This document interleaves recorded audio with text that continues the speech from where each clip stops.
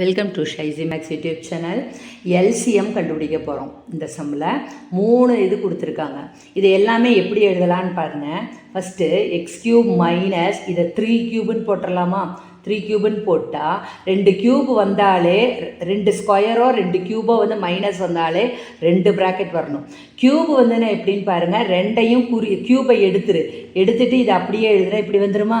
இப்போ இதை ஸ்கொயர் பண்ணு எக்ஸ் ஸ்கொயர், இதை ஸ்கொயர் பண்ணு +9, இதனோட எதிர்க்குடிய போடு ப்ளஸ் இதையும் பெருக்குனீங்கன்னா 3x.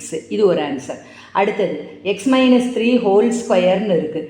அதை அப்படியே வச்சுக்கோங்க. x-3 ஹோல் ஸ்கொயர்னு அப்படியே வச்சுக்கோங்க. அடுத்தது x² - 9 இருக்கா? இதை எப்படி எழுதலாம்னா x² - 3 ஸ்கொயர்னு எழுதலாம்.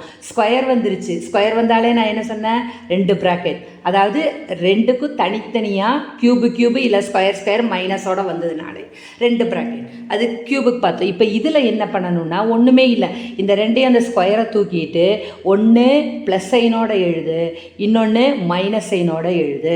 இப்போ எல்லாத்துலேயும் காமன் பார்த்தீங்கன்னா ஒரு x-3 காமன். அதில் பவர் 2 தான் ஜாஸ்தி. அப்போ அதை முதல்ல எழுதிடு. எல்சிஎம்னாலே நமக்கு அதுதான் வரணும். அப்போ x-3 ஹோல் ஸ்கொயர் எழுதியாச்சா? அது எழுதி முடிச்சாச்சு. அடுத்தது x-3 தான் கேன்சல் பண்ணணும். x+3 பண்ணக்கூடாது. ஓகேவா?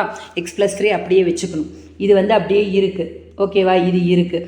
அப்போது மிச்சம் நமக்கு என்னெல்லாம் வந்திருக்குன்னு பாருங்கள். ஒரு x+3 இருக்குது, இது இருக்குது. அப்போ அதையும் போடுங்க. x+3 வரணும். அடுத்தது இது இருக்குது. என்ன இருக்குது? x² + 3x + 9. இது எங்கே இருக்குது ஆன்சர் பாருங்கள்.